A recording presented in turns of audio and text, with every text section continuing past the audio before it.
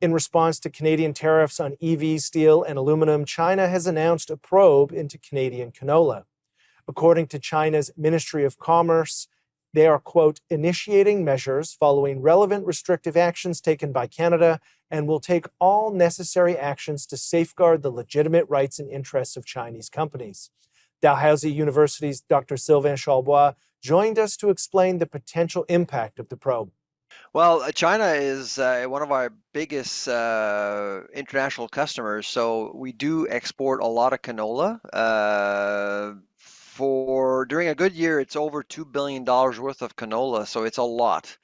And typically, when we face sanctions coming from China, farmers tend to see a huge difference. In fact, when we saw the Huawei episode occurred. That was about 5 years ago.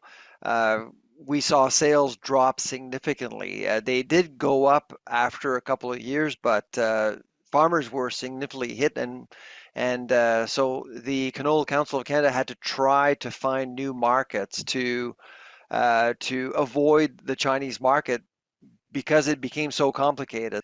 Well, the Huawei incident is certainly a classic example of how China will go after Canadian agriculture.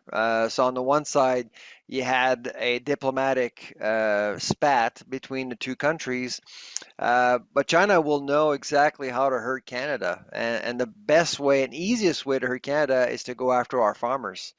And so I'm not surprised to see this happening again. And of course, in 2019, many sectors were targeted. Now, in this case, we only are seeing one sector, but we could actually see more. We could actually see more.